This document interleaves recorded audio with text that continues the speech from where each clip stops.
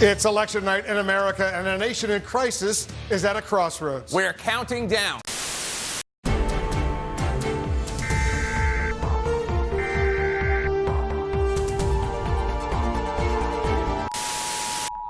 right honourable friend is right to raise the important point of disclosure of criminal records. Why? Because in too many cases... The UK is forecast to borrow a total of £394 billion this year, equivalent to 19% of GDP.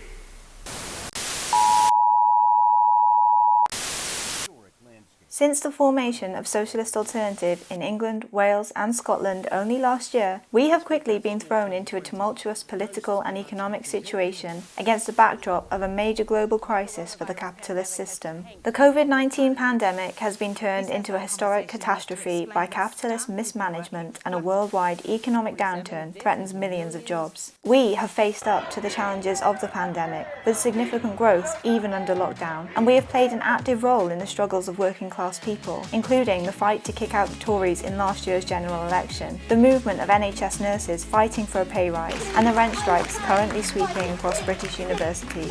All over the world, working class people are seeing that the current system is not working. We have seen mass movements on every continent of ordinary people standing up and fighting back. We are proud to be a part of the International Socialist Alternative, an international revolutionary organisation active in over 30 countries fighting for socialist change. In these movements, members of the International Socialist Alternative and our various national sections have played an important role in building and supporting these movements, and at the same time fighting for socialist ideas to take these struggles forward.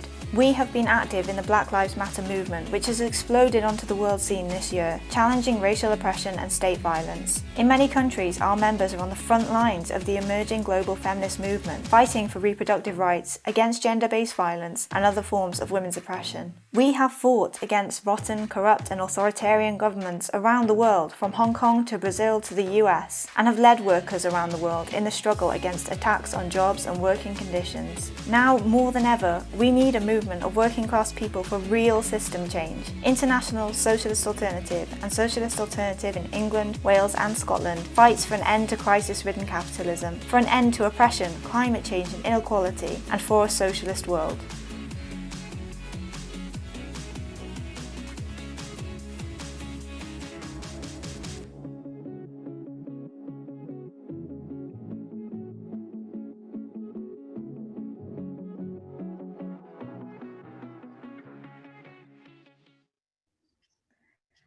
Thank you so much. I think we can all agree that this was an amazing video, and I want to thank Jessica and Lloyd, who made this video so much. I can't believe how inspirational it is, and I think it really showcases our work and how important what we're doing is. So I want to start, and I want to apologize for the technical difficulties, but we are going to start now. So hi everyone, welcome to the main rally of the Revolutionary Ideas Festival.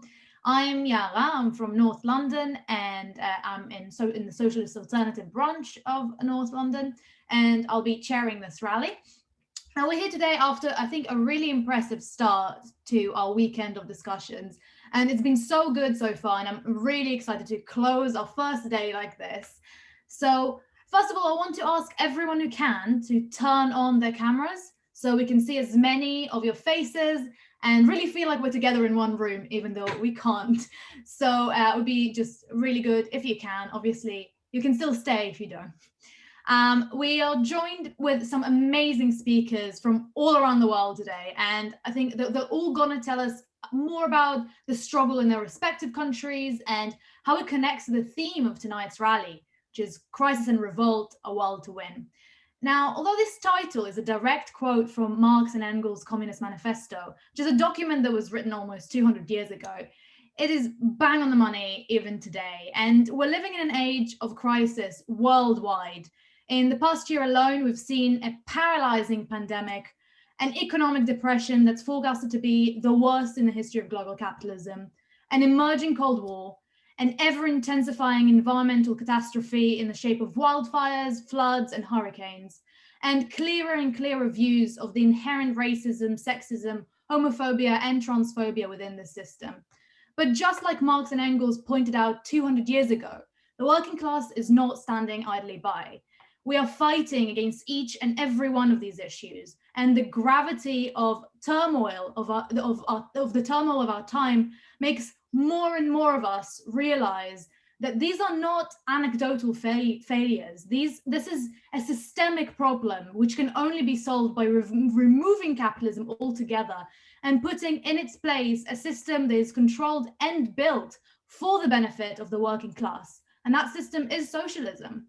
And this is what we at Socialist Alternative are building for. We're building an organization that can organize and fight capitalism, radicalizing and mobilizing the working class towards the goal of revolution. And obviously then a socialist world that will work for us and not for profit. And because we realize that the problem is systemic, we know that we can't organize here on our own.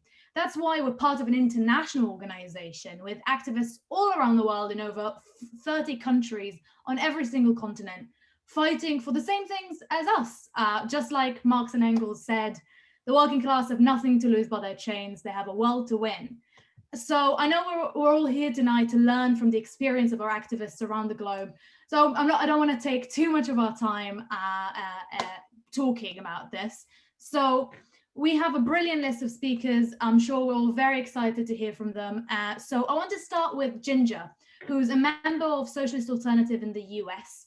And I wanted to ask you, Ginger, how are you feeling about the major developments in the US in the past year and specifically since the election?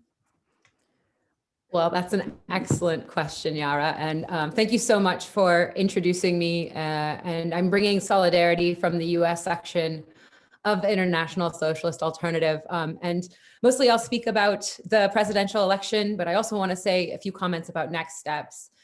And kind of as Yara said, you know, facing a deepening economic crisis, still in a global pandemic, the working class has two paths in front of us. One is a road of struggle with a huge potential payoff at the end, namely a socialist world democratically organized with equality and solidarity. And then on the other hand, a regression into barbarism, where millions of working class people face dramatically worsening inequality pushed by the ruthlessness of the billionaire class and capitalism's extreme cruelty and violence. The capitalist press offers no end to articles about self-care during the pandemic, a steady drumbeat of individual self-help. Meanwhile, the private, for-profit US healthcare system ranks last in the developed world for access and quality. In August, the Center for Disease Control released a report saying that 1 in 4 young people had seriously considered suicide in the last 30 days. A full 10% of the US population had seriously contemplated suicide in June. The situation in the US is bleak in many respects, but working people and progressive movements have registered a huge victory. To the relief of millions, Trump will be a one-term president. It was the relentless fight from below against his racist, anti-worker administration that pushed him out, not the Democratic establishment that attacked Bernie, whose program was directed at the multiracial working class. Broadly, the mood was to, hashtag settle for Biden. The Dems weren't offering real change for the majority of people in the US. The Republicans also ramped up voter disenfranchisement efforts, including numerous lawsuits that are being thrown out of the courts daily, alongside Trump's constant attacks against the US Postal Service and mail-in voting. But these attacks did not have their desired impact, and actually more people voted in this election than in any other in US history. However, people are shocked at how close the results actually were. Democrats had 4 years to pull together a strong message that could win over those who gave Trump an anti-establishment vote in 2016. But it's no exaggeration that without the pandemic and the Trump administration's atrocious handling of it, he would have defeated Biden. Biden has repeatedly said he doesn't support kicking corporations out of healthcare in favor of implementing a public or Medicare for all system. On the eve of the election, he said he would not ban fracking. He doesn't support a Green New Deal. And when asked about police reform, he said they could be less lethal if they just shoot him in the leg. This wasn't one of his famous gaffes. He actually repeated shoot him in the leg as a solution to police murdering Black people several times. Biden actually told Wall Street donors as well that nothing will fundamentally change. As bad as this sounds, while Trump is on his way out of the White House, the factors that drove the rise of Trump will not be addressed under a Biden presidency. The narrowness of this election is an indictment of the Democratic Party. And in that context, we can start to explain how 73 million people voted for Trump, conspiracy theories and all. No doubt for part of his loyal base, this vote was about hardening racism. But to stop an analysis there, as the corporate press has tried to do, belies the ineffective strategy and massive risks taken by the Democratic establishment to prioritize loyalty to Wall Street and the billionaire class over the threats of an organizing far right and the needs of the working class. In fact, the only section of the population where Trump's percentage support decreased was among non-college educated white voters. His support grew among Black and Latino voters who have been long taken for granted by the Democratic Party. The majority of Trump voters said the driving factor for their vote was concern about the economy. For Biden voters, it was the pandemic. The joke making the rounds with more than a kernel of truth was that the Democratic Party fought harder to defeat Bernie than to fight Trump. Bernie's campaign popularized socialism and mobilized millions, but when the establishment succeeded at routing his campaign, rather than fight for the working class focused program that had made him so popular, Bernie spent the summer saying it was our responsibility to fight fascism by voting for Biden. This didn't actually address the reality facing millions of people who faced decades of neoliberal attacks on wages, on union rights, and on social services, all of which are being quickened with the excuse of the pandemic. It just stuck a finger in the open wound of Bernie's capitulation because there was nothing else he could say to support Biden. And it further alienated working class people concerned about the record unemployment we face, no further stimulus package, and nothing but politics as usual bickering between the two parties at Congress. So I'm speaking to you from Minneapolis, where on May 25th, police murdered George Floyd and sparked an international movement against racist police violence. And in fact, many Nigerian youth in the US were quick to draw connection between George Floyd and the explosive struggle in Nigeria against SARS and the police. The Minneapolis Rebellion was a multiracial uprising led by Black and immigrant youth, and support for it in broader society showed the potential for a united fight against racism and economic inequality. But the lack of leadership, organization, and a clear strategy gave the ruling class the opportunity to confuse issues like the call to defund the police. And Trump may be out of office, but he's not going away. And the US working class faces a real battle to build the mass movement that can demoralize and defeat a consolidating right wing. No doubt that Trump benefited in the sections of American society with the most backward ideas about race by using a law and order rhetoric. But on the other side, this was the largest protest movement in US history, with over 50 million people participating in protests over the summer. And at the height of the uprising, a survey showed that the burning of a police precinct in Minneapolis had more support than either presidential candidate. The contradictory situation here will not stand still. The Democratic establishment is incapable of fighting the far right, and a Joe shoot him in the leg Biden status quo presidency strengthens a likely more dangerous right-wing figure running for president in 4 years. COVID is truly exploding. Over 260,000 have died, and with over 12 million cases, we are number one in the world right now. With cases rising as fast as they are, the US could cross the threshold of 2,000 daily deaths within a month. Without a miraculous improvement in care, the US is about to face the darkest period of the pandemic so far. Roughly 13 million people could be kicked off unemployment on January 1st, and millions are on the brink since the $600 a week top up on unemployment benefits stopped in July. And yet capitalist press like The Economist, without any substantial relief package, working and oppressed people facing desperation can be won over to deadly attempts to push people back to work only in the interest of capitalist profit. We urgently must build a mass movement to fight for an emergency stimulus, for a socialist Green New Deal, for community control over public safety, for a universal healthcare system, and much more. And this election showed that these policies are popular. But we need a new party based on the working class and social justice movements to fight for this program. As a testament to this, what's known as the Squad in Congress has expanded. More progressives are fighting for pro-worker measures from within the Democratic Party in this way.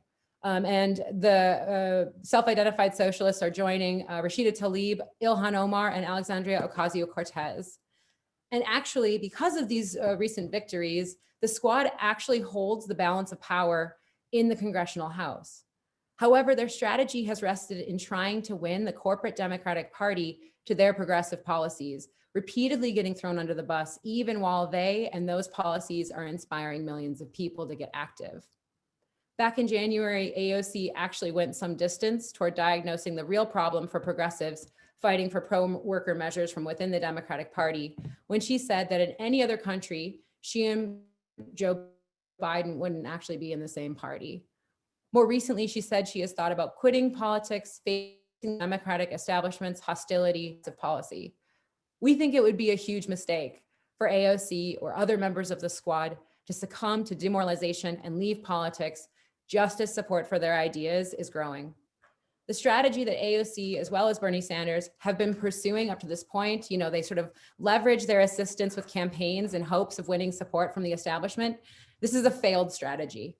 Building a new party for the working class is the logical conclusion of all the hostility that AOC describes experiencing. Addressing the hostility means leaving the party, not begging the establishment to be your friend. We have learned these lessons from the years of experience having a Marxist in the city council in Seattle with Socialist Alternative member Shama Sawant. Big business and the right wing are furious about the impact that our council seat as socialists has had as a megaphone for social and working class movements in Seattle and far beyond. Attacks from the corporate media and establishment Democrats have been constant, but our movement, combined with the council seat, has registered numerous victories for working people in housing and workplace rights, and then of course the incredible tax on Amazon. And while we support democratic recall of representatives if they fail to serve working people, this recall effort is a part of a nationwide backlash by the right wing and political establishments of both parties against the Black Lives Matter movement. This will be an all-out fight between working class people and big business in Seattle, and it will take a powerful grassroots movement to win against all the might and the resources of the corporate elite. Our council seat has been a shining example to the rest of the left on how socialists can fight in office and be truly rooted in the working class movements needed to nationalize the fossil fuel industry and build the democratically organized green energy grid that we desperately need if we hope to save the planet. Our council office has repeatedly set an example for the type of movement the Squad should build if we hope to win Medicare for all. It's an example for the type of movement needed to win a new party based in a fighting labor movement and a decisive break from progressives' abusive relationship with the Democratic Party. Please follow the Sham Solidarity campaign on social media as well. Solidarity where possible, as losing this seat has really terrible international implications as well for our movements. Comrades, in the US, working class people and youth aren't accepting that our future has been pre-written by the horrors of this system. In Socialist Alternative, we've recruited more than 500 new members to revolutionary socialist ideas just this year. Our members played a leading role in the BLM rebellion, including our bus driver comrades giving an example on solidarity to the rest of the labor movement by refusing to collaborate with the Minneapolis Police Department. In Pittsburgh, a branch that was new and very small in 2016 is now leading a campaign in working class neighborhoods to stop the building of a new police precinct connected to community control over public safety and taxing the rich to fund social services. Our members are leading renters committees in Minneapolis and Boston, organizing for rent relief and preparing the apparatus that can turn quiet evictions into a political struggle. Our union member comrades in the Postal Service and in healthcare are fighting in their workplace every day for adequate PPE, reporting how much discussions have deepened on the need for a new party and a democratically organized economy. Women workers are being disproportionately impacted, and without deep COVID relief, with the recent addition of cult ideologue Amy Coney Barrett to the Supreme Court, we face massive potential setbacks in the women's movement. But young people have seen the incredibly inspiring fight back in Poland, where a reactionary court and administration was forced to retreat. we're seeing a more internationally conscious youth movement than ever before. Our international is built on proud traditions of genuine Marxism. We're rooted in the experience of the Bolshevik Party, which overthrew a capitalist class and built a workers' government for the first time. On a local level, here in Minneapolis, Trotskyists led the Teamsters Union and 3 strikes in 1934 in the middle of the Great Depression, offering lessons for today, which galvanized millions in a decisive turning point for the US labor movement. Neither would have happened without an international perspective. Furthermore, they had the correct perspectives for struggle, which well positioned them as worker leaders. This is what we are building on today. In the midst of these unprecedented times of uncertainty on one side, and on the other side, inspirational social struggle in response to capitalism's disdain for human life on a truly colossal scale, we've incredible space for revolutionary Marxists to build the forces to fight for socialism. And as Fred Hampton said, peace to you if you're willing to fight for it. Thank you. Thank you so much, Ginger. I think it's always so interesting to hear from our comrades in the US. You're doing an amazing job, both with the Sharma campaigns, but generally of recruiting all around the US. And I'm sure we all learned a lot about something that I think everyone around the world has been following intently. So thank you so much for being here and telling us about this. And I completely urge everyone to go and read more about the Sharma Solidarity campaign and kind of follow it and do whatever you can to help. Now we have our next speaker, who's Jackie, who is, as an ICU nurse throughout the pandemic, has seen the effects of the pandemic and also the consequences of it firsthand. And it's not just, it's not just a health crisis. It exposed the system as one that cares about nothing but profit, and that includes our health. So, Jackie, what do you think our analysis of the COVID crisis as socialists should be? Well, yesterday I found myself, not for the first time this year, wrapped up in plastic, looking after critically unwell people in an operating theatre, which is usually used for removing tonsils. But we were attempting to repurpose it as some kind of pop-up intensive care unit. And the thought did cross my mind, as I think it's crossed the minds of millions of healthcare workers around the world recently. How did I get here? And the answer, of course, is no great conspiracy. The answer is capitalism. At every stage of this pandemic, the proliferation of COVID-19 across the world has been accelerated by an economic and social system which is driven not by human needs, but by private profit. We have 61 million cases, 1.4 million deaths and counting. There's been immeasurable human suffering, all of which has been entirely preventable, but for the capitalist system. The origins of this pandemic lie in the transmission of the virus from bats to humans, not directly, but via an intermediate animal host in the profit-driven food production and distribution system. Then the spread of the virus around the world has been driven by a globalized free trade, moving goods and human beings around the earth in the matter of hours. There has been resistance from national governments to implement effective public health measures, and that has come from the not so invisible hand of the free market. Initially reluctant to implement a lockdown because of the damage to the economy, the Tory government in Britain only changed tack because they were terrified of the political and economic consequences for them. Despite the best efforts of education workers, schools are now the largest transmission site in Britain today, yet pro-capitalist politicians from across parties are desperate to keep them open. Why? Because if firms are unable to get working parents making money, then that will hit their bottom line. The inability of health services to cope is a direct result of over a decade of austerity measures. The cutbacks, the privatisation, the wage suppression for public sector workers has been a conscious political and economic strategy of a class of capitalists who are intent on having working people pay for their last crisis back in 2008. We were the ones to pay then, and they expect us to be the ones to pay now. Thousands of healthcare workers around the world have died.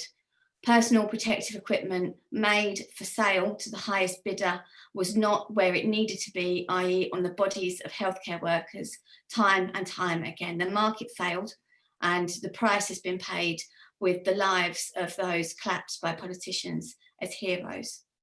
In this crisis, there is not one bogeyman. It's not Boris Johnson or Dominic Cummings or Donald Trump or even Bill Gates that is responsible for the wave after wave of human misery. The whole capitalist system is guilty, and that is a much bigger fish to fry. It's certainly not something that you really feel like you can do a huge amount when you're standing in an operating theatre, usually dedicated to the removal of tonsils, wrapped in plastic, and trying to convince a couple of oxygen-depleted blokes to keep their non-invasive ventilation masks on, otherwise they might die.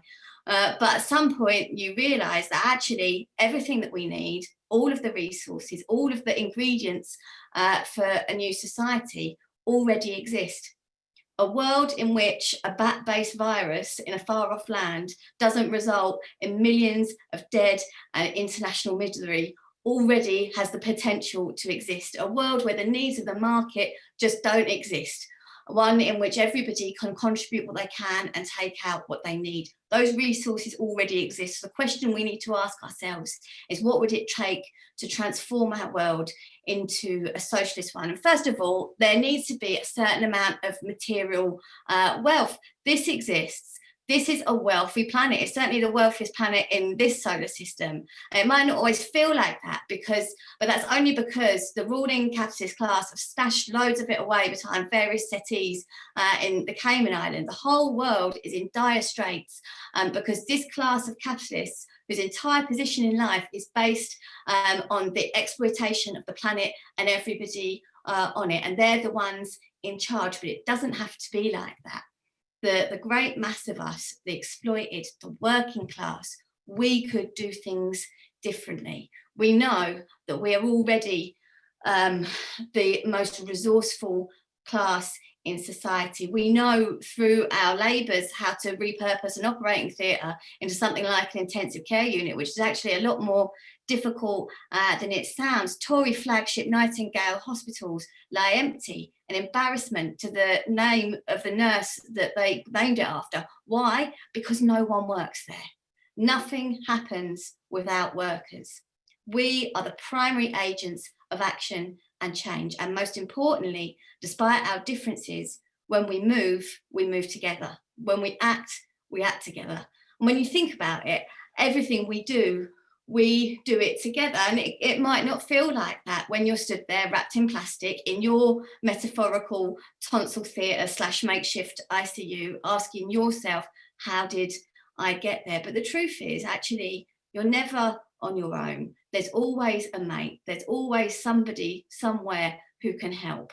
We don't work in silos, not naturally anyway. Work is collective. Everything we do together. We could plan the economy. We could repurpose its resources to meet the needs of everyone. If there's one thing that the first wave and a half has shown us, it's that we working people have got the resourcefulness, the resilience, the discipline, and above all else, the collective spirit to build a world in our own image. We've got a world to win, comrades, so solidarity. Thank you so much, Jackie. That's so brilliant to hear from you. I think every time I hear from you, it's always brilliant, but especially when we talk about something like coronavirus. And, in the past year, I think everyone in the Zoom room have heard every possible analysis of COVID, from the most scientific data to analysis trying to explain it, or even, spread fake news saying that it doesn't exist at all. And I think everyone has been talking about it constantly from every angle that you can possibly imagine. But the benefit of hearing about it from the people on the front line, also with the socialist analysis, I think it really helps us to understand what's going on. And I think it's just invaluable for everyone to understand. And I think the connection between how this pandemic goes on and how it's all like the way that it's been happening is all to do with the system. It's not just a health crisis, is just unbelievably important for everyone who is active on the streets, as socialist activists, but everyone who's trying to understand this impossible situation as well. And I think that's also why I really love having events like this, because also specifically the rallies that we have like this one, because we can really delve into these issues, but not leave them just as reports from workers and from activists. We take the analysis, we get the political content out of those issues and analyze them. And I think as much as we love these events, they don't happen that often, at least not often enough for us to, always gather and do that. So what can you do in the meantime? I think you'll be very happy to know that you're in luck, because the Socialist Alternative paper takes those issues and applies this analysis that we're talking about on a monthly basis. And our latest edition came out just a couple of weeks ago, so it's fresh and ready for everyone to read. In order to maintain our paper free from the influence of the rich, we can't take their money. So that's why we're asking for a very small donation of £1 or £2, although we wouldn't say no if you wanted to donate more and support our activity further. And this will help us not only cover our costs, but also fund our activity. I think this rally really showcases how important it is that we keep on doing what we're doing. And obviously, in the world that we live in, we can't do that without some funding.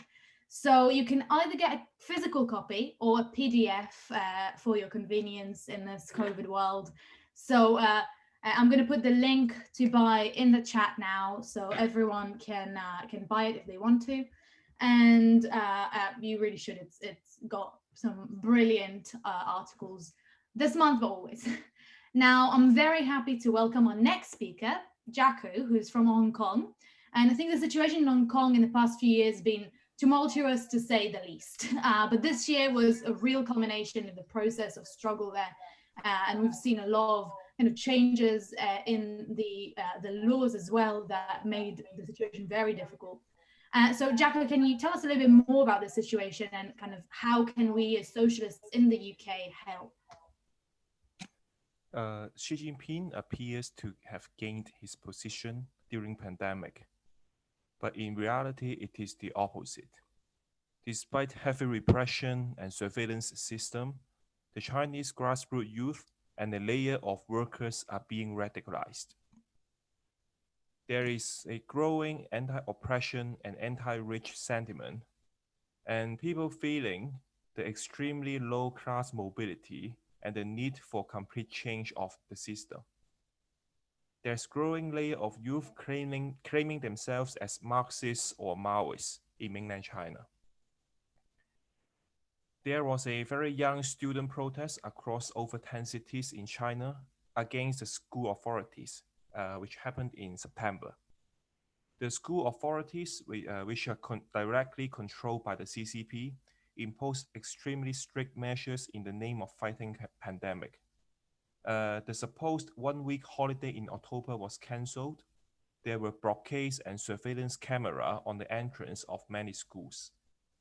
And the students suffered from bad quality and the high cost of living condition in the schools. And students young as 16 to 18 years old across over 10 cities chant slogans at the building of their dormitory to protest. And they even climbed over the fence. They put up slogans. For example, they use some Mao slogans where there's oppression, there's revolt. Although we are not supporting Mao's idea, this still reflects a certain mood of anti-repression and anti-oppression, because Mao in China is seen as a symbol of grassroots revolt among many youth now. And many students were arrested. And this struggle is a continuation of J6 struggle in 2018. In 2018, the J6, a company called J6 in South China, The boss refused to recognize the formation of a trade union at the plant, and independent trade unions are illegal in China. And the boss, they used violence and dismissals to break the workers' struggle. Around 100 workers went on strike, with socialist students going to support. And these students, activists, and leaders were detained and forced TV confessions. By the end of 2018, the CCP authorities had launched a nationwide crackdown on university campuses, closing down many Marxist societies, which was like the organizational platform of many these Marxist or Maoist youth. Chinese authoritarian capitalist nature are exposed especially because the boss and manager of JCEC company are representative of the so-called parliament. These youth claim themselves as socialists or Maoists. At the same time, they are not really core supporters of Mao, and they are critical of many Mao's policies in the past. In many ways, they have more similarity with the New Left movement in Europe or US than the traditional Maoists. Unlike many Maoists and Stalinists in the West, these Chinese young Maoists, they are more critical of CCP or even supporting the overthrowing of the CCP regime, although they cannot say it explicitly due to the repression. They don't have a clear ideology, and of course, they are under influence of reformism, nationalism, and activism. Have not yet drawn a full conclusion of revolutionary Marxism. However, the general consciousness of anti-oppression, anti-dictatorship is like many countries in the West, but it's only expressed in a different way. On the internet today, there are also wide discussion on different new terms, political terms, for example, like accelerationism. This means that a layer of people, they think that Xi Jinping's disastrous foreign policy and the heavy repression triggered the imperialist attack from the US and also the internal crisis of the regime. And they think that this will speed up the process of revolution, which is something positive. And this discussion shows that there's some desire of youth in China. They think there's a need for complete change of the system. At the same time, young collar workers' jobs are no longer seen as a decent job. The CCP abolished the labor laws in Shenzhen, the south part of China, to legalize the so-called 996, which means to work from 9 a.m. to 9 p.m. for 6 days a week. That is very common in IT sectors in mainland China. And the CCP attempts to liberalize the economy of this financial city, Shenzhen, to allow more free flow of capital, foreign capital, and to capitalize for technological development. And another case to show that the escalation of the repression on the left is that our ex-member, Chai Xiaoming, was detained for 1.5 years and charged of inciting subversion of the regime. In August, he was at secret trial, with the prosecutor recommending 3 to 5 years sentence. The result of the trial is not public. He broke with our organization for political differences years ago. He has been working with a Maoist left website, the reference after leaving our organization. And this website supported JCEC struggle in 2018. And now another sign of the big crisis of the CCP is the split at the top level. CCP is a dictatorship, which means the internal divisions cannot be openly debated or expressed in public opinion. The power struggle between officials is secret, meaning they put their political rivalry in the prison or even killing. On surface, the whole party must show unity and not to reveal any internal divisions. And now there's a split between President Xi and the Prime Minister Li Keqiang has been very open.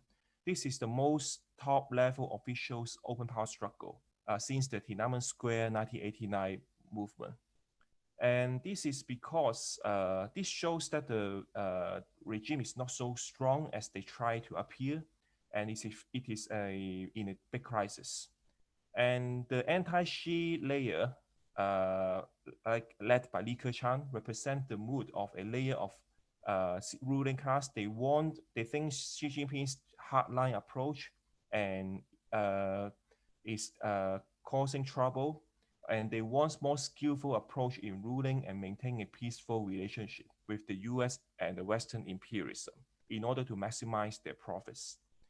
And for Xi Jinping, he must only to further strengthen his hardline approach in order to consolidate his power. Because for dictators, they cannot admit that they have been doing wrong. This will mean a question of authority and also the question of life or death for dictators.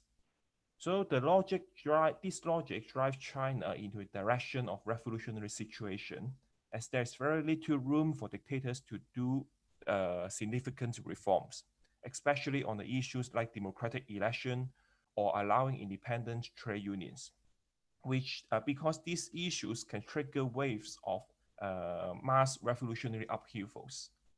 And any kind of independent organization is banned, and the mass anger has much less channels to release compared to bourgeois democracy.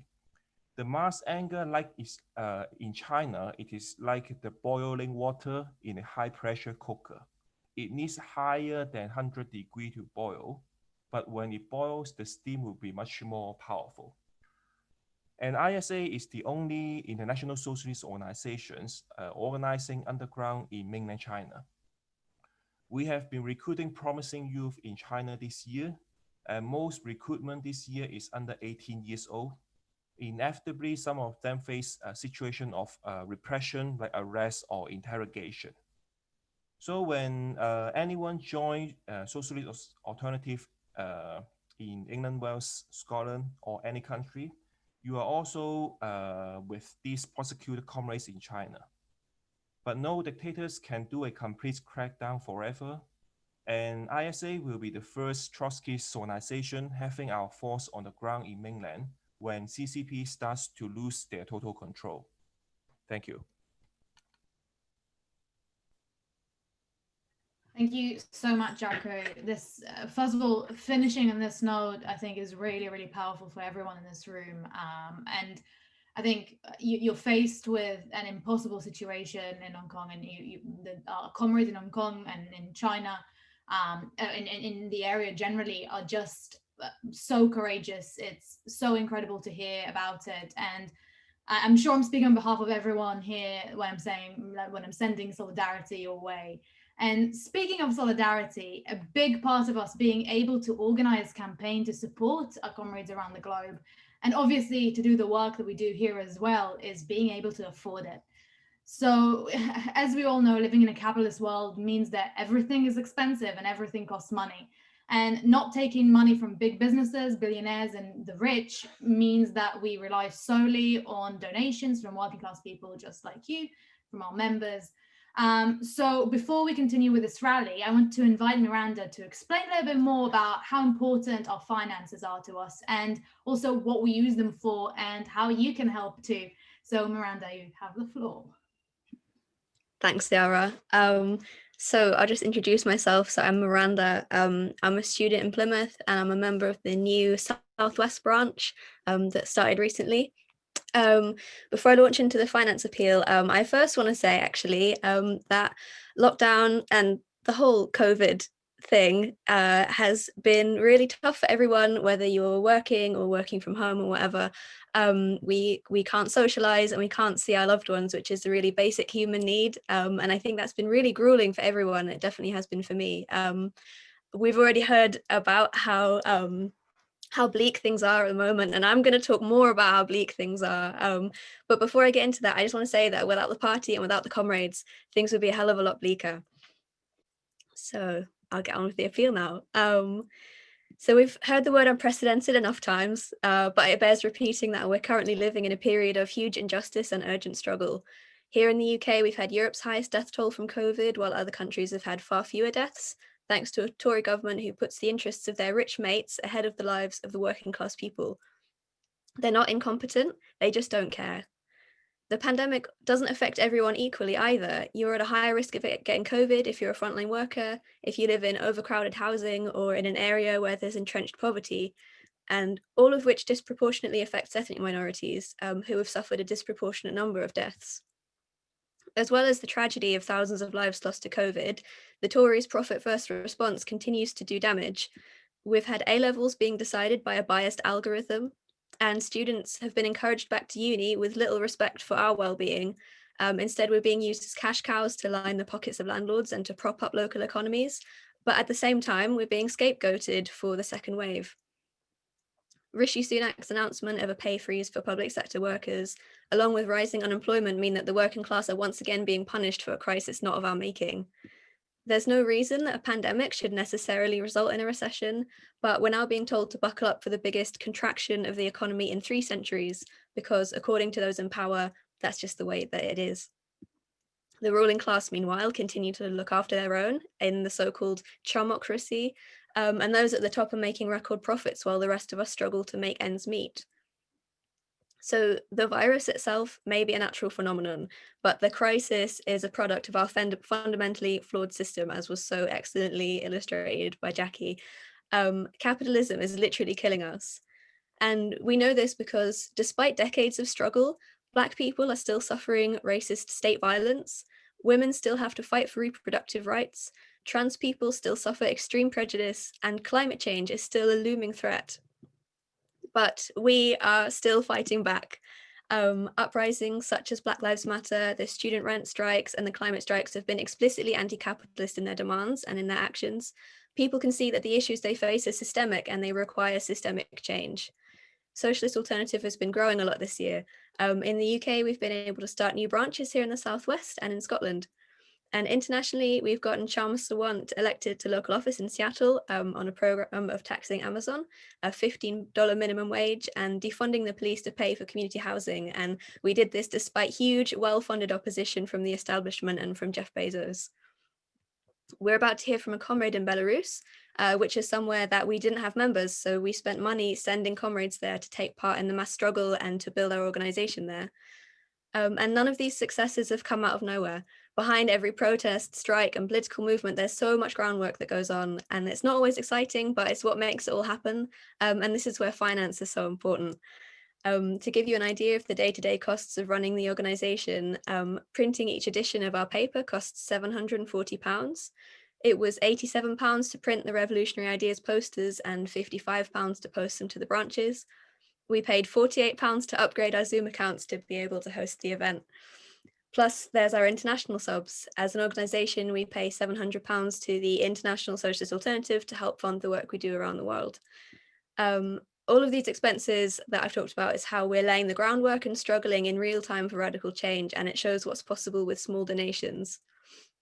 The global capitalist system offers no solutions to its perpetual crises, but our organisation is expanding and we're able to answer the challenges of today, whether it's the far right, Jeff Bezos, COVID-19 or climate change, and we demand nothing short of a global socialist system. We know that no one but us, the people with the most to gain and the least to lose, will fund the revolution. And I know that there are comrades here who wouldn't hesitate to rob a bank for the cause, but I'm not asking you to do that today. Instead, I'm asking you to pledge what you're going to donate to our fighting fund. The pledge form is in the chat column. You don't have to pay right now. You can do an IOU, and there's a link to pay by PayPal. If you don't use PayPal, you can still fill out the pledge form and we'll email you a link for card payment. While you're deciding how much you want to donate, think about what you'd have spent if you were at this event in person. So how much you would have spent on transport to Manchester, where this event was meant to be held, or on accommodation for tonight, or what you might have spent at the pub following the event. Can you make a donation that reflects these expenses? I'm a student and I don't have loads of money. I'm assuming that a lot of us here are in a similar situation. So today I'm going to pledge 20 quid, and knowing what's possible with many people all making a small donation, I would urge you to donate what you can. And we're aiming to smash our target tonight of £5,000. So I'm going to read out some pledges. Tom from Leicester has pledged £130. Danny from North London with £20. Clive from Coventry, £400. Wow, that's amazing. Thank you, Clive. Becky from Salford, £10. Mary from West Yorkshire, £20. Andy from Merseyside, £100. Jason from Brighton, £50. Honora, who isn't a member yet, £60. Thank you, Honora. Sheffield branch, £300. Franklin from Leicester, £100. Sarah from North London, £30. Paul from Manchester, £100. Kevin from Salford, oh yes, £100. Sean from Brighton, £40. Michael from Leicester, £50. Jeff in Newcastle, £15. York branch, £60. David from Sheffield, £50. Hugh from Manchester, £100. Sandra from Leicester, £30. Fiona from Manchester, £50. Sophia from Leicester, £12. Chaz and Sue from Kent Medway, £300. Just switching apps and I'm going to keep going. Drew and Julie Walton from Leicester, £80. Jack from Medway, £100. Steve from North London, £50. Tim from Brighton, £500. Woo! £5,000, here we come. Michael and Suzanne from London, £100. I think we're going to get some more coming through.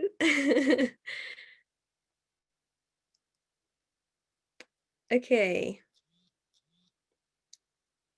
Sorry, now they're coming through from 2 chats. So bear with me. Rose from Cumbria, £50.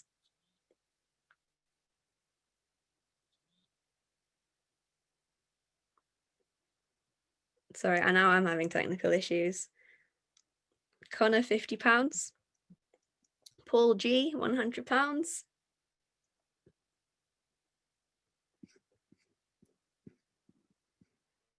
And it's all coming through in the chat as well. I don't know if these are real numbers coming in the chat, but they're big. We like that. David Jones, £120.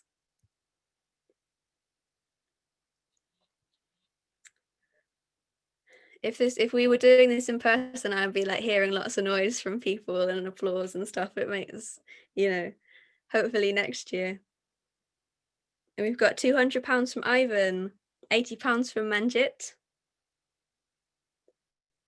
Okay, I've been told to wind up, so Yara's going to announce the total amount that we've raised at the end of the rally. Thank you so much, everyone. This is how we make it happen. Cheers. Brilliant. Thank you so much, Miranda, and obviously for everyone who has been donating. This is amazing. I can't wait. It looks like so much money. I can't wait to know the final amount. And of course, keep the donations coming. We're still looking in the chat. So I think it's really incredible that we have so many people who are willing to contribute to the struggle and willing to make the sacrifice. And I think I just want to reiterate that we really appreciate any donation, from thousands of pounds, if you can, to a couple of pennies. You know, different people can afford different amounts and every little bit counts. So thank you so much for any contribution that you have made.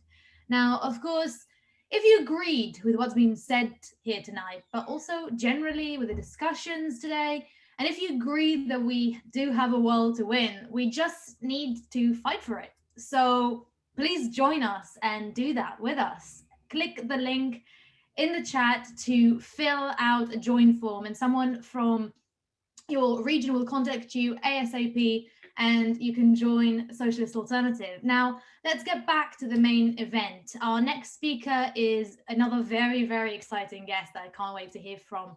I'm just really excited to have here, who's Javid, who's a member of the Russian section of the ISA.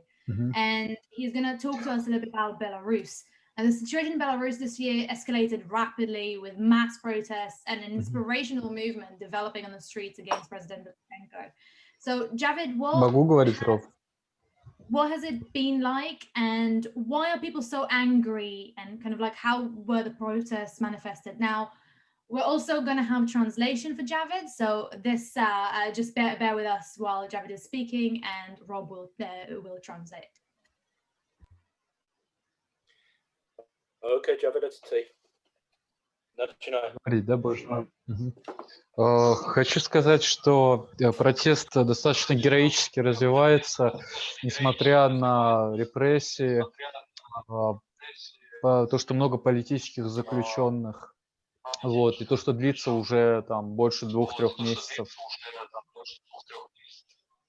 I think it's necessary to say that the movement in Belarus has been extremely heroic. It has carried on now for 3 months, despite all the repression, a huge number of political prisoners, and continuing attempts to stop the movement by the regime. Начинался, наверное, предпосылкой к протесту был низкий уровень жизни, маленькие зарплаты, пенсионная реформа, закон о тунеядстве и так далее.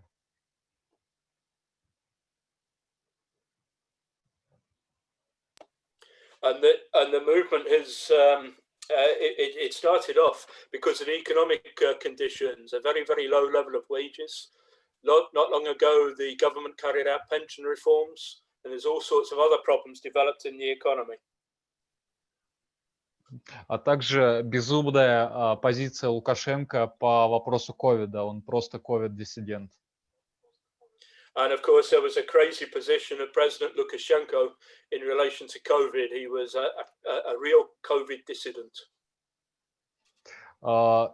Поводом же к развитию протестов стало выборы президента, где Лукашенко просто нарисовал себе 80%. То есть бюллетени даже особо никто не считал. The trigger for the movement, of course, was the election. When Lukashenko announced after the election that he'd won 80% of the vote. Первое время использовались резиновые пули, на улицах было много крови, и остановил это рабочий класс, стихийные забастовки. And in the first few days, he started to put down protests on the street using rubber bullets, and that provoked a mass movement by the working class.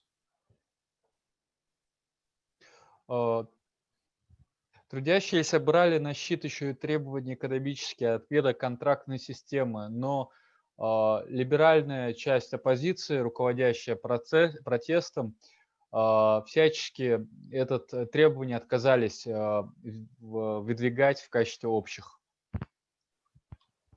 The workers have been very angry in the recent period because they have had to work on a contract system. In effect, they're all precarious workers now. But the liberal opposition and the leadership of the movement refused to take that up as an issue.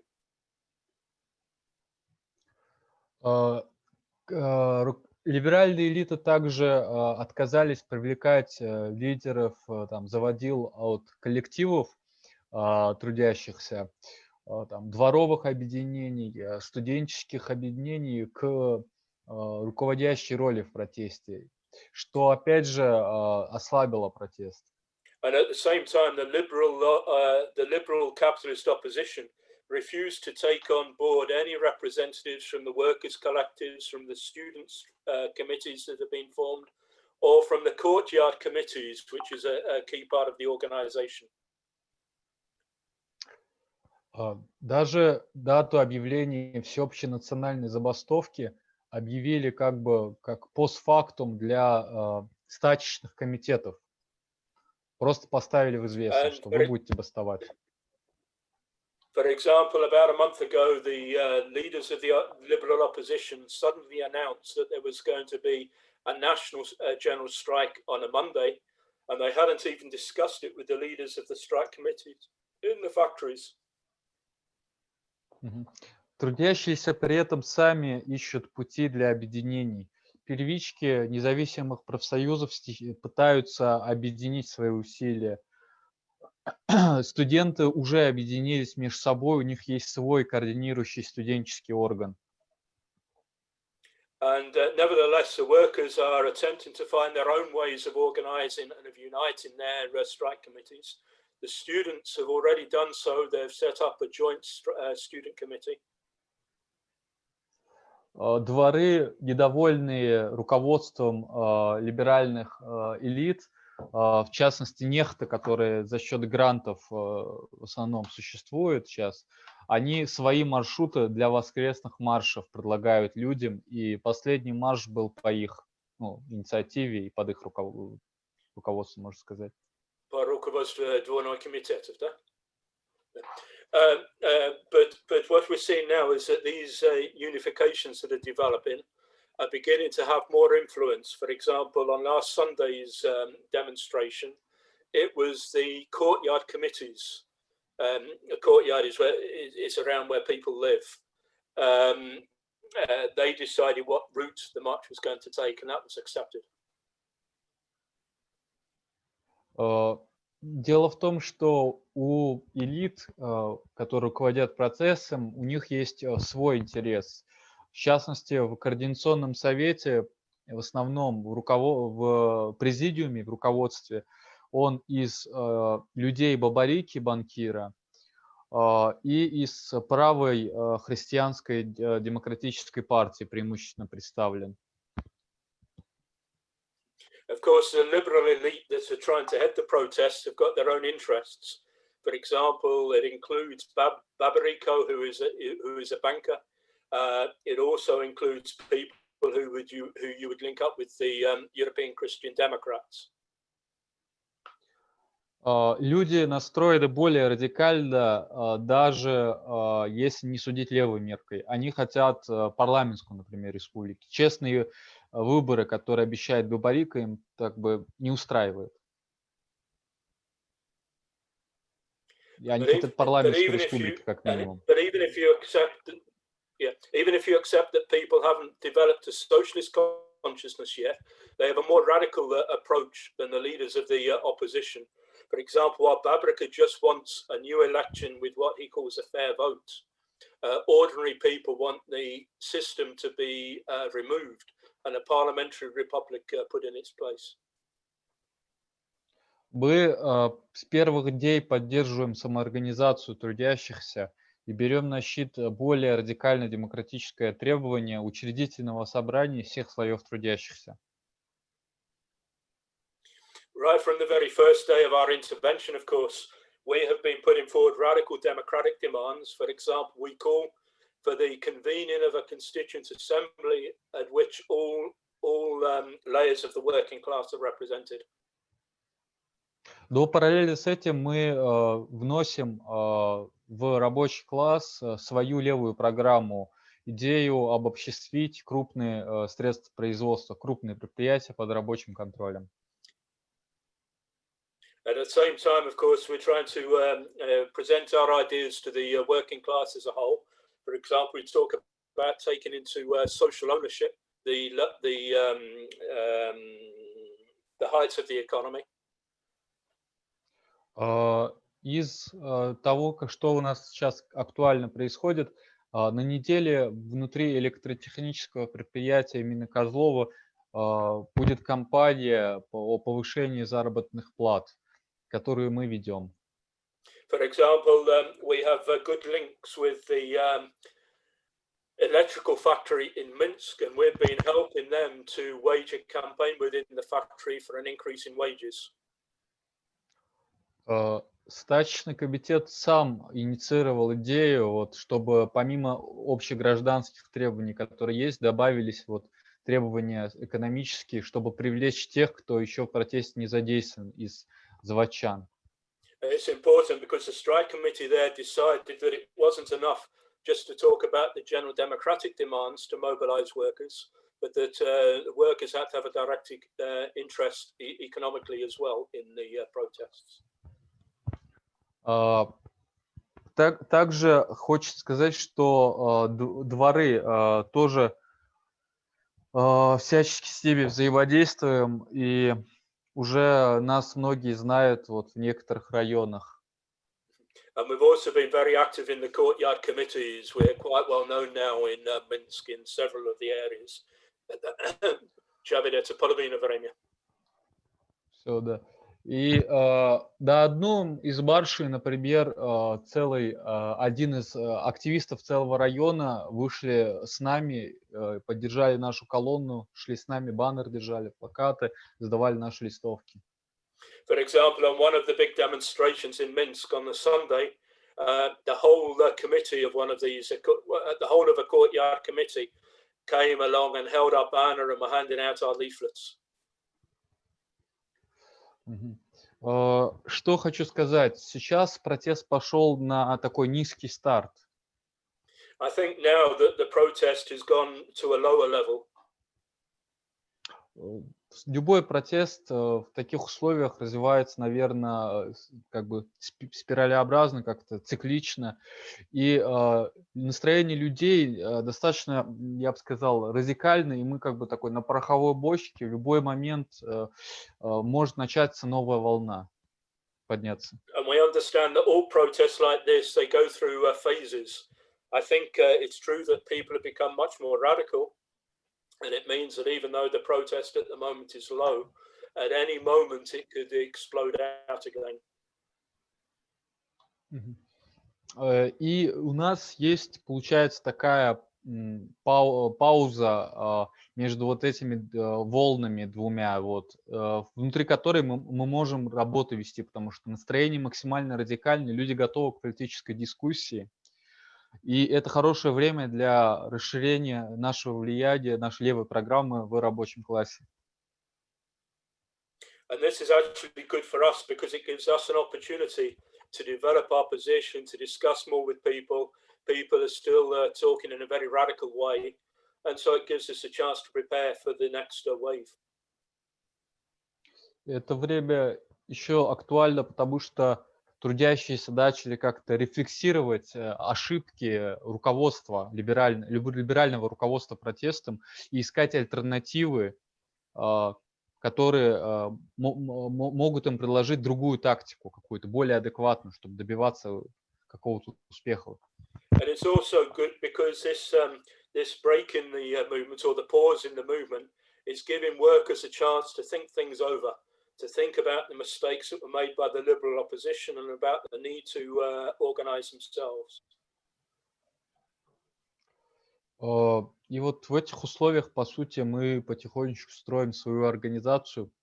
Пока что она небольшая, в ней там около 10 человек, до как бы условия располагают к тому, чтобы это количество людей росло достаточно быстро.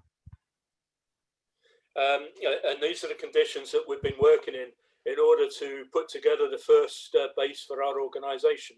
We now have about 10 people around us, and we're hoping that we're going to grow. Вот. Хотел бы закруглиться, сказать спасибо большое товарищам, которые все это время поддерживают из разных стран.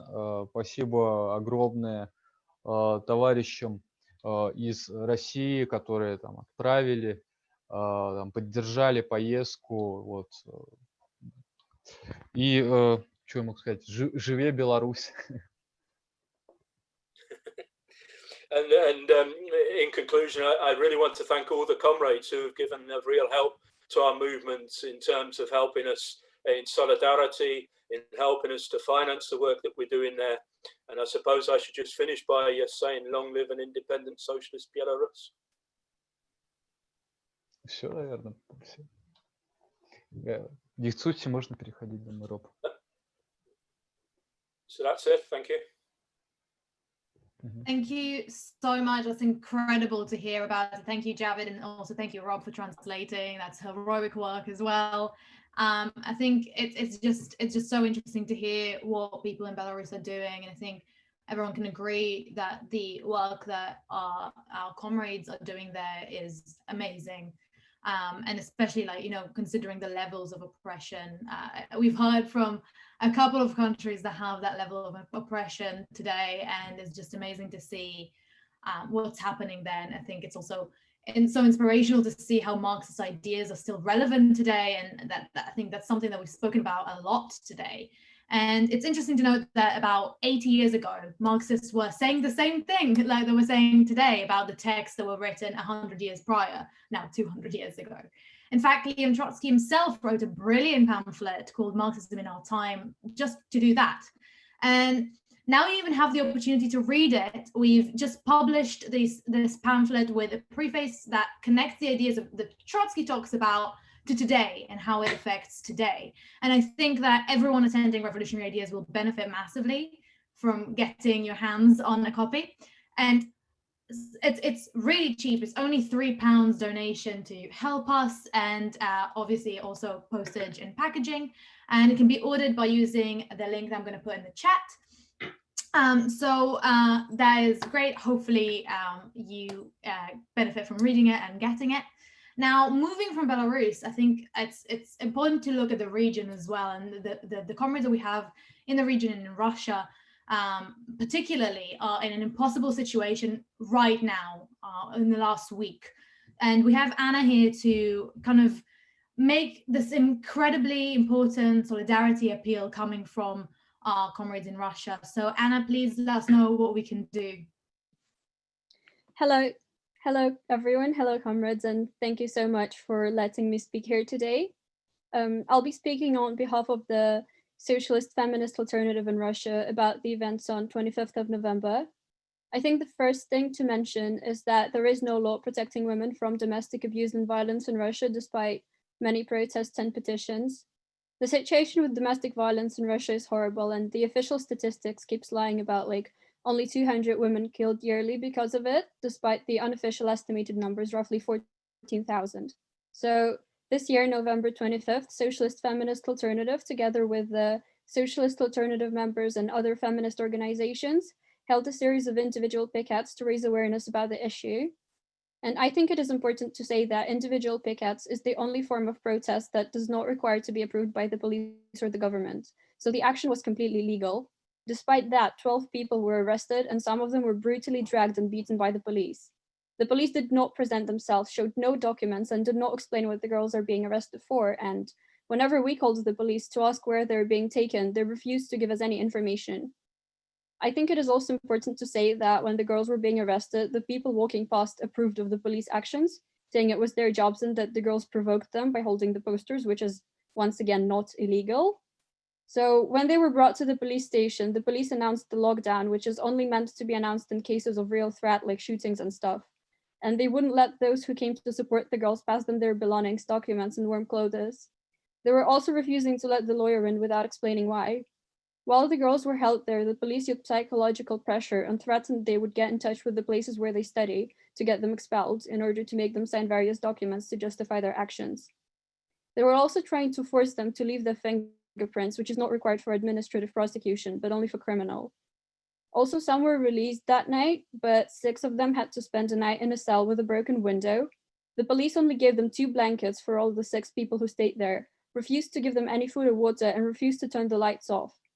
So this happened on Wednesday, and they stayed there until Friday evening, which is when the court session was.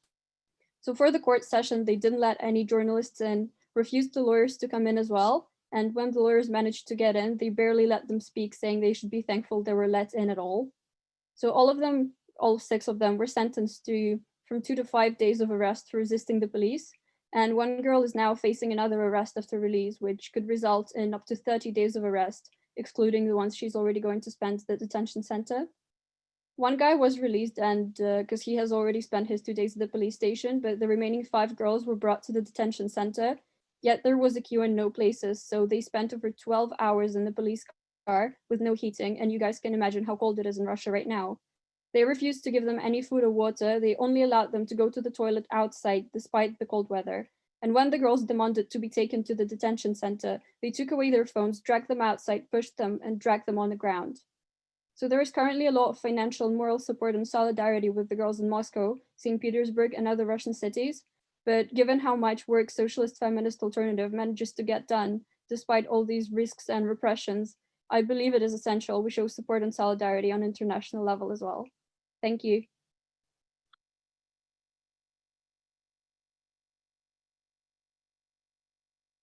Thank you so much, Anna. I think like all of us send solidarity to our comrades in Russia, and I think the way that the Russian regime is treating working-class people and especially women is appalling. And as this rally is all about the international element of capitalism and the international element of fighting it and the solidarity in it, I think that it's clear that we should do as much as we can to help our comrades in Russia. Through the picture that was on the methods in the picture on the screen. Now, I also, moving to maybe slightly nicer thing to talk about, I want to announce that so far we've counted £7,100 in pledges. And I think that's an incredible achievement that we should all be proud of. But I also want to kind of stress that people can still pledge through this weekend. Let's get higher than that. Can we get to 10,000? Let's do this. And kind of, can you even donate £5 more if you've already pledged? Can you pledge anything more? £1 would get us closer to getting to 10,000. Now we have one last speaker tonight, and I think the speaker has the incredibly difficult job of trying to sum up this fantastic rally. And I think it's going to be very, very hard. So don't forget how much we've covered today, and let's give him as much opportunity as possible to do it. But I'm sure he's going to be more than capable of summing this up. So Mike, can you take out your crystal ball a little bit and tell us more about what the future looks like for capitalism? And do you think we're at the gates of a new capitalist era? And how can we organize against it? Thanks, Yara. And hello, everybody. It's great to see everyone. An amazing rally so far. I was asked to speak, I think, as one of the older and maybe more experienced members. But after all these young and inspirational speakers, young to me at least, it's a difficult act to follow, as you say, Yara. These last few months have been really difficult all over the world. But as we know, we've all been in this together, or have we? Ginger will know about the Elon Musk, whose company profits jumped to £128 billion this week. Shares have climbed by 33%, so he is now due a bonus of another $55 billion. They will only be producing 500,000 cars next year, whereas Toyota will be producing 10 million. Stock market bettors are taking a punt on Musk's company and making money as well. Shares in America have risen by 500 points, taking the stock market over 30,000 points. If you've got a spare Bitcoin in your back pocket, that one is now worth $19,000. So no, we're not on all in this together, are we? Here in Britain, the failed test and trace system, which has already cost taxpayers £22 billion, has actually contacted only 58% of people in the 20 worst affected areas. So what did the Tory government do?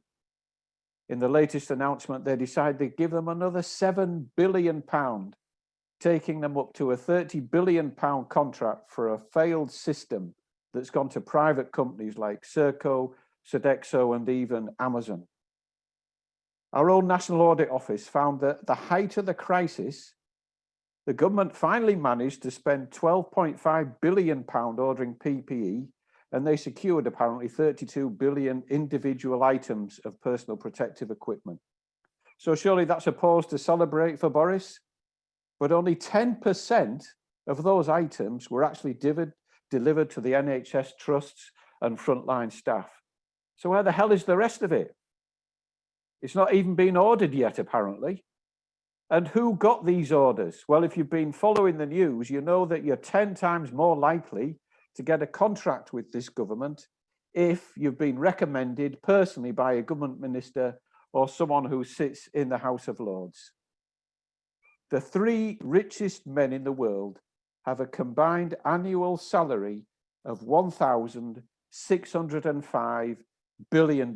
They earn on average 4,216 times more than the average of the workforce in their companies. San Francisco apparently has been praised for suggesting each company that pays more than 100 times the average worker should be taxed an additional 0.01% of their profits. And they're squealing about it, 0.1% of their profits. It's a scandal, comrades. And so it goes on. You know the disparities. 0.001% of the world's population own just over 50% of the world's wealth. 70% of the world's land is owned by 1% of landowners. During this crisis, the concentration and centralization of wealth in the hands of the richest minority has actually accelerated. And yet under COVID, 245 million jobs will go this quarter across the world. The Eurozone deficit will be $1 trillion. The total spending this year across the world has been $11.7 trillion, bailing out capitalist companies in order to maintain the system. So where did this money suddenly all come from? Because remember, when we campaign for free education, for decent housing, for a living wage, a decent pension, or even rent freezes, what are we told? We don't have the money. Our system can't afford it. The amount Britain has so far spent could build, just on PPE, 500 new hospitals and overcome the entire staff shortages of 100,000 people in the NHS. There has been and continues to be obscene profiteering, and all the studies are coming up with this startling evidence. If you are poor, if you are Black or Asian, if you're elderly or frail, if you live in cramped housing, if you work in low-paid jobs, if you suffer with poor diet or have underlying health conditions, you are more likely to die of COVID. So we're not in all this together, are we? That those sections of society that the hardest hit are the ones who are suffering the most. And add to that list, if you live in America, Brazil, India, Britain, or Russia, and as we just heard, Belarus, you're also more likely to die. There have been the worst outbreaks in the world in those countries, and what do they have in common? They have in common the following figures, one of whom's about to depart the stage of history, or at least we'd like to think so. Trump, Bolsonaro, Modi in India, Johnson in this country, Putin in Russia. All right-wing authoritarian leaders who've either denied that COVID exists or they've let it rip through their communities. Health cuts, environmental destruction, which has brought dangerous pathogens closer to humankind, poverty and capitalist globalization have made this crisis far worse for our class. This is a disease that does discriminate. It discriminates against us.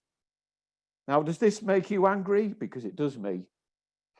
And this anger is beginning to turn into a worldwide resistance, which is only just beginning. This generation of fighters that we've heard from today, who've had to live with unemployment, job insecurity, mental health issues, and death, this generation will fight even harder than the children of the financial crash of 08-09, who in turn ignited revolutionary movements all around the world. You've heard from them today, from China, from America, from Belarus, from our own country. But everywhere we hear of resistance. In Poland, there has been a partial uprising around the tightened abortion laws, an inspirational movement of millions who've been brought out onto the streets. In Thailand, there's been an uprising of the youth against the authoritarian monarchy who faced tear gas and poisoned water cannon. In India, we heard in the session this morning, there were 250 million people out on a general strike in the last 2 days. In Greece, we salute the thousands who turned out to demand action against the fascist Golden Dawn. In Bolivia, there was a mass mobilization to overturn the US-inspired coup that in turn threw out the left-wing government, and now another left-wing government is back in power. In Nigeria, we've witnessed the mass movements against repression. And 1 or 2 years ago, before COVID hit, we saw uprisings in Chile, in Sudan, in Iran, in Iraq, and worldwide global strikes by the youth against environmental destruction. All of these movements, we should take heart, have been spearheaded by young people, and of course by women. The list goes on, but we should remind ourselves, this is only just beginning. Capitalism can't meet our basic needs. It is slowly poisoning the planet, and we will not be able to, and they can't steer us out of this economic and health crisis. They will priority the economy and their wealth over our needs. When threatened, what do? They use the police, the army, the legal system, and they try to dissolve basic rights. And what do we do about it? Well, as we've heard, in the various countries where repression has been brought in, we fight back. Of course, we've got choices. You can despair, you can shrug your shoulders and do nothing. That way, they always win. The obstacles are huge, the path is definitely not clear, but International Socialist Alternative is pulling together those people who are at the heart of the fight back and want to fight back. We don't shrug our shoulders. We resist and we fight back. We take time out, of course, to study and to learn from other mass movements in the past, as we are doing this weekend. We take the lessons from history and we apply them to today's struggle and today's situation. We are beginning to assemble the forces which can be ready to intervene, to lead and to challenge the system. Many of you have already joined Socialist Alternative. Others here tonight are yet to make up your minds. I have to share this problem that we have with you all. We do have a huge problem. And the problem that we've got is we're not big enough. With your support, of course, we can be more successful and we can be effective. Everyone who joins, think of yourselves as another small nail in the coffin of capitalism. Becky Heagney remarked on one of our chat threads, we have an R rate in Socialist Alternative, and that R rate is 1.3. We are building faster and faster as this crisis grows and as our numbers start to increase. And the more people we recruit, those who join are going out to recruit others. And our rate, we want to go up over 2, over 3. We want to grow, as the health experts say, exponentially. I joined the then militant 48 years ago in 1972. In that era, we had the miners' strike. We had the 3-day working week. We had a mass left voice developing inside the Labour Party. But comrades, take it from me. The situation today presents a different picture, but it presents a far more favourable opportunity than we had in the 1970s. It's complicated. That's why we have to discuss and analyse the situation, but it's enormously favourable. Capitalism, comrades, is exhausted and broken, and it requires a big push. That is where we come over. To push over a huge boulder, we need more shoulders to the wheel. Give us a hand, comrades. Join International Socialist Alternative.